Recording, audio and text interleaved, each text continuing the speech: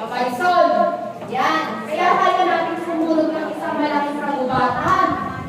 Diba? Kasi bakit nasusunod natin? Kasi nga, minsan ang ating mga dila ay puno ng kayabangan. Halimbawa, at tapos, ganito pa, dahil nga tayo nagmamaitis, minsan, yung salita, bawa ako may sinabi ako. Alam mo, si ganito, ano yan eh? Pagdating dito sa kabila, iba na yung kwento. Tama ba rin? Oo, di ba? Di ba, nag-iiba na yung kwento, nag-iiba na yung sali-sali ng kwento. Kaya anong nangyayari? Yung maliit na salita na hindi naman masama, nagiging masama na pagdating sa dulo. Kaya anong nangyayari? Nagkakaroon ng malaking sulog. Correct. Nagkakaroon ng malaking away. Kaya yun yung nagagawa ng ating mga dila. At minsan, tayo ay nagkakaroon ng dalawang dila. Sino yung may dalawang dila? Diba? Ay, may dila ka? Dila ko nga. Yan, minsan nagkakaroon tayo ng dalawang dila. Yung tinatawag na samang dila. Sino ba yung alam natin na mayroong samang dila? Yung mate. Meron samang dila yan. Dalawa dila yan. Nakikita nyo? Nakikita natin? Ako nakikita ko pag nakakanood ako sa TikTok eh. Diba? Merong samang dila. Kaya nga dapat tayo, hindi maging ganun ang dila natin. Bakit? Sabi na daw kasi, yung dila natin, dito daw nang gagaling yung pagpupuri natin sa Diyos. At dito rin nang gagaling yung panlalait natin sa ating apo. Amen ba? Bakit ako daw ka? Amen ba? Amen? Palakpakan natin ang malakas ang ating Panginoon. Kaya nagkakaroon ng dalawang dila. Kaya dapat ang dila natin lilinisin ng Diyos. Ito yung pangako ni Propeta Zephanias na sa panahon iyon, ang ating mga dila ay babaguhin at bibigyan ng bagong pananalita at lilinisin. Amen ba? Amen ba? Hello! Palakpakan natin na malakas ang ating Panginoon. Kaya nga, bakit ba lilinisin ng Diyos ang ating mga dila? Kasi meron siyang ilalagay. Ano yung ilalagay niya, sister? Kapagsalita ako ng yung English language. What is your name? Diba? Ganun ba? Hindi. Ito yung kaninang sinasabi ng ating mga dila ay babaguhin para lagyan ng kapangyarihan ang ating mga dila. Kaya mga kapatid, buhay ba ang Diyos? Palakpakan natin ang malakas ang ating Panginoon. Yan. Kaya mababaguhin yung ating mga dila kasi lalagyan ng kapangyarihan katulad ng inyong narinig kanina. Diba? Merong nagsalita sa iba't ibang wika. Diba? Narinig nyo? Yun. Diba? Ganun ang gagawin. Lalagyan ng kapangyarihan para gamitin ang ating mga dila sa pagtaboy ng salot. Palakpakan natin na malakas ang ating Panginoon.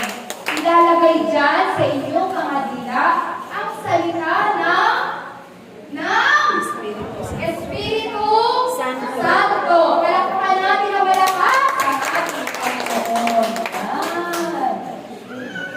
Kaya nga mga kapatid, hayaan natin na ang ating mga dila ay ipagamit natin sa Diyos. Ganun ba? Sapagkat sabi nga, kapag ang ating dila ay pinanahanan ng Espiritu Santo, hindi na tayo makakaroon ng isang dila. Hindi na tayo makakaroon ng dalawang dila. Isang dila na lang. Kasi bakit? Kaya daw babaguhin para daw tayo ay pagkaisahin. Pag-iisahin para maglingkod kay Amang Yahweh.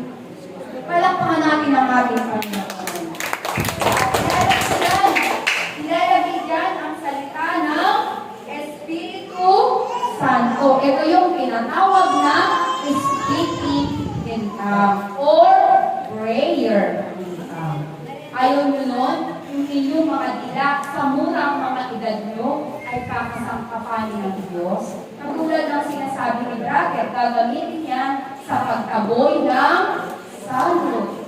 Diba? Sabi niya nga dati yung panahon, kapag ka nagtuloy-tuloy ang digmaan, wala na rin cellphone. Bakit? Wala na eh. Parang ano yung tinatawag nila, shutdown ang internet. Pagkakaroon ng digmaan. Kaya masabi niya, napakahalaga ng seminar na ito. Na kahit kayo bilang, baka naisip nyo, hello! Ay, parang ate dito ka. Dito ka, ate, dito ka. Hindi na? O dito ka na lang. Huwag ka na mahiya. Hindi ka naawayin. Ay, pag na ate dito. Ayan. Yan, dyan kayo yan. Para kasi maintindihan natin. Bakit ba kailangan natin intindihin na sa murang edad ninyo, kayo yung pinadala ng Diyos? Pero kayo idea? Diba? Kapag ako bakit ako nandito? Dapat yung may mga ano na, yung elder na. Pero kayo yung pinadala ng Diyos dito. Meron ba kayong naaramdaman? Meron kayo nakukunawaan? Bakit kayo? Bakit sa inyo? Kasi nga, baka or sa maaari, marami sa darating na panahon, kayo yung gagamitin ng Diyos. Amen ba? Amen ba? Amen. Amen ba? Amen. Parang ayaw niya ako magpagamit sa Diyos, ah. Pero baka natin na malakas sa akin. Kaya nga ngayon, babaguhin yung ating mga dila at lalagyan ng bagong pananalita. Yung salita ng Espiritu Santo. Hindi yung kani-kaninong salita lang, ha? Galing yun sa Diyos. Amen? Palakpakan natin na malakas ang ating Panginoon. God is good. All the time. God is good. God is good. All the time. All the time. God is good. The will of the Father. Yes, I will. Oh, sila naman. Try ko. God is good. All the time. All the time. God is good. All the time. God is good. Malakas na palakpak sa atin. Dahil ba, ito yung mga, sabi nga ilalagay yung salita ng Espiritu Santo sa ating mga Dila. Kailangan ilabas kayo dila kasi sa mga ayan. Sabi nga, ito daw yung mga katulad. Ito yung, sino yung mga nakakaalala yung araw ng Pentecostes sa nangyari sa mga alagad. Yan, yung mga alagad kasi, nagkakatipon sila noon sa upper room. Pag inuwalay ko na kayo. Nagugulo si Apo, so tahimik siya, Pwede ba kayo? Yan. Sana ba ako? Sabi nga, yung mga alagad, nung panahon na yun, sila'y nagkakatipon doon sa upper room. Sila'y nananalangin doon. Habang sila'y nananalangin, wala silang ginawa kundi kumanta, manalangin. At mula noon, habang sila'y nananalangin, meron sa kanilang merong naganap na isang malakas na alimoy hagulok ng hangin habang sila'y nagkakatipon. Na kung saan doon, mula sa pagtitipong iyon, silang lahat ay, nakapagsalita sa iba't ibang wika. Totoo? Totoo yun! Sabi sa Bible yun. Habang sila'y nagkakatipon, sila'y napuspos ng Espiritu Santo at merong lumapag sa kanilang mga ulunan na alimoy bilang apoy na sumisimbolo ng Espiritu Santo. At iyon ang naglagay sa kanilang mga dila ng mga bagong pananalita. palakpakan natin ang malakas ng ating Panginoon. Kaya maalam mo, sinasabi ng ating Panginoon, doon, sabi niya, huwag muna kayong aalis. Hintayin ninyo ang ipinangako ng Ama, ng aking Ama, na ipagkakaloob niya sa inyo ang Espiritu Santo. Sapagkat ipagkakaloob ang Espiritu ng Diyos o ang Espiritu Santo kanino?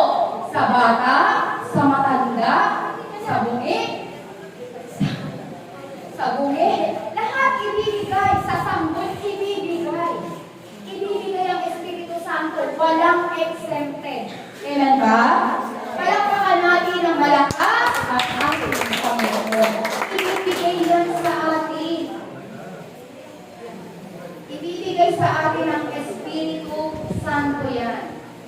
Sino na ba rito yung nabinyagan na? Alam niyo ba na nabinyagan na kayo? Sino ininang nyo? Sino ininang nyo kung nabinyagan na kayo? O sabi ko naman, ha? Sana pinangyayang mo yung sininang. Ninang, halika may seminar, dito muna tayo. Sige, nabinyagan na talaga kayo. Sino yung mga ninang at ninang nyo? Hindi ko ata kayo nabinyagan kasi hindi ko malala yung ninang nyo eh. At si B-Boy, praise the Lord. Palakpakan natin na malakas ang ating Panginoon. Sabi nga, sa binyag sa tubig, di ba? Nakikita nyo, nakaka-attend kayo ng binyag, yung mga baby binubuhusan ng tubig. Yan yung binyag sa tubig. Na kung saan, ayan yung sinasaluwa sa simbahan, ang mga pari kayo'y binubuhusan ng tubig sa ulo. Kaya doon pa lang, sa pagiging sanggol, sa pagiging baby, sa binyag sa tubig, tinatanggap na natin ang Espiritu Santo. Kaya baby pa lang kayo, nandiyan mo yan, nasa puso nyo na yan, at taglay nyo na ang Espiritu Santo. Palakpakan natin ang malakas ng ating Panginoon. Pero, dahil sabi nga, kayo or tayo ay baby pa, nung tinanggap natin ang Espiritu Santo, hindi pa natin alam. Alam nyo na ba yun? Yung mga baby, hindi pa natin alam yun. Dahil nga tayo ay sanggol pa lang. Hindi pa natin alam na ang Espiritu Santo o ang Diyos ay tinatawag na tayo. Pero dahil nga ang bautismo sa tubig ay tinanggap natin na tinatawag na passive acceptance. Ito yung tinatawag na lamig na pagtanggap sa Espiritu Santo. Bakit? Kasi wala pa tayong kamalayan. Sanggol pala tayo. Palakpakan natin ang malakas ng ating Panginoon. Kaya kapag naman ng Espiritu Santo, nananahan na yan sa atin.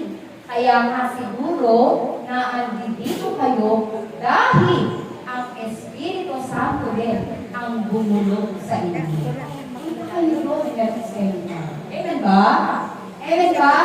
At ang Espiritu nananahan din sa atin ang siyang magbabago ng ating mga dila at lalagyan ng bago pananalita.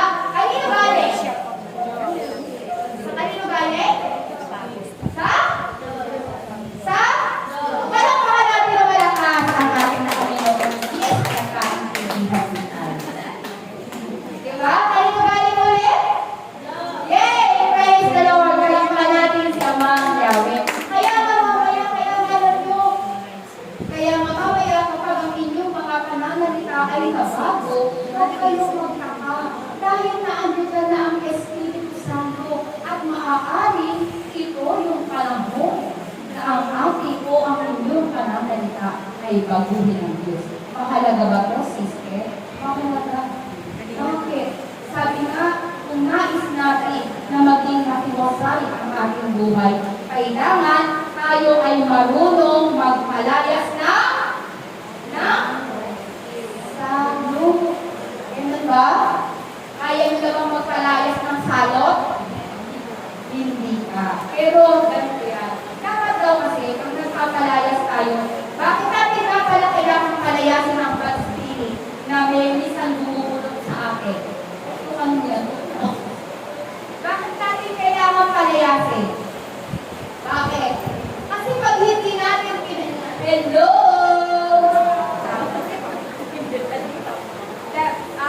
Bakit natin kailangan palayasin ang bad spirit? Bakit? Kasi pag hindi natin pinalayas ang masamang espiritu, magiging best friend natin. Yan. Gusto niyo maging best friend ng bad spirit? Ayaw. So, ang gagawin natin, palayasin. Paano ba magpalayas? Halimbawa, pag nagpapalayas kasi, dapat consistent ka. Hindi ka hinito.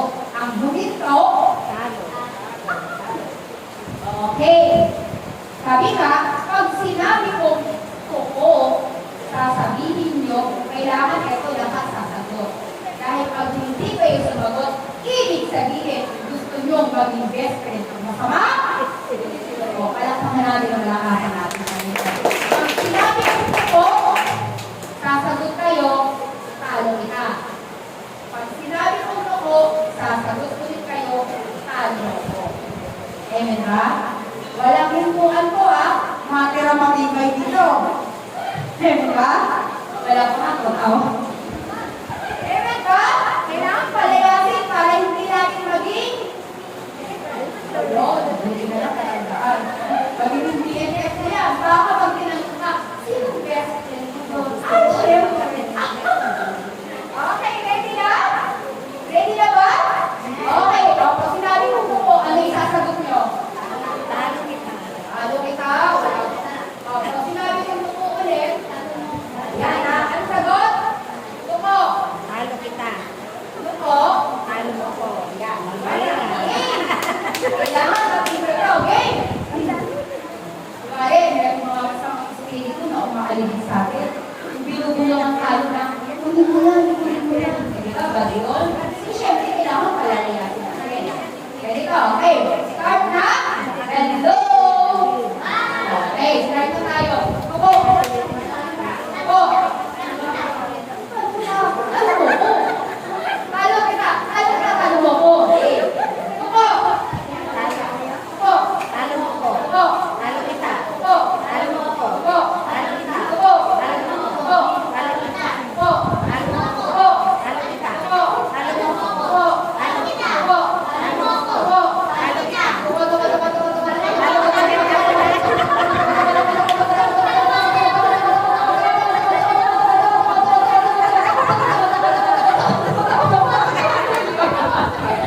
Ah, diba?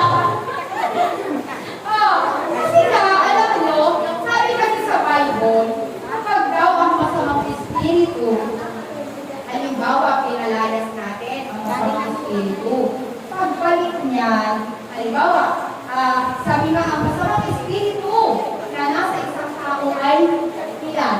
Pitong masamang espiritu yan. Pitong demonyo. Diba?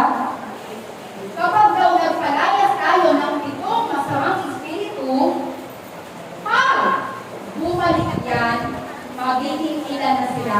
8. Ang dami na nila.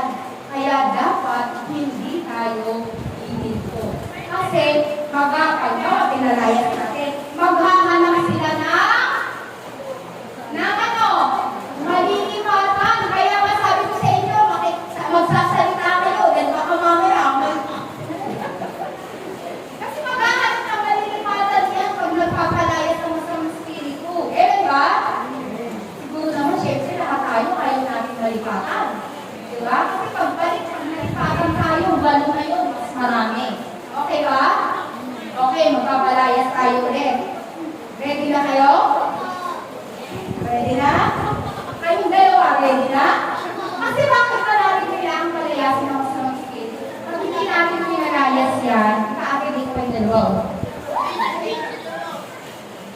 Sino yung isa? Hindi natin na sila. Ito naman, no? Tama na sila dito. Tama na sila dyan, babe. Oh. Bakit pa natin pala? Bakit pa palalayasin? Kasi, pag hindi lumayas, pag hindi palalayasin, anong mangyayari? Magiging Best friend. best friend mo yun. Wala ka. Kaya dapat palalayasin natin. Amen ba? Okay. Ulit-ulit. Magpapalayas tayo ulit. Okay. Labanan ko. Handa na kayo? Pag sinabi kong ruko, pagod kita. Talo kita? Hindi, advance. Talo ka. Hindi mo, talo ka. Ruko, talo mo ko. Yan, talo kita, talo mo ko. Okay. Ulit. Ruko. Talo kita. Magsalita kayo, baka mamaya. Ruko. Ruko. Talo mo ko. Ruko. Ruko. Ruko.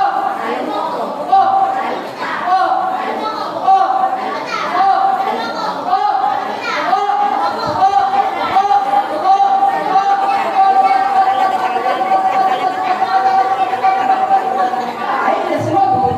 Diba?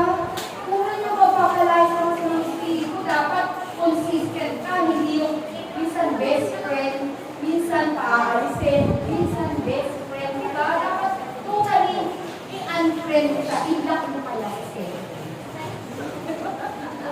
I-block kaya, diba? I-block. Yan.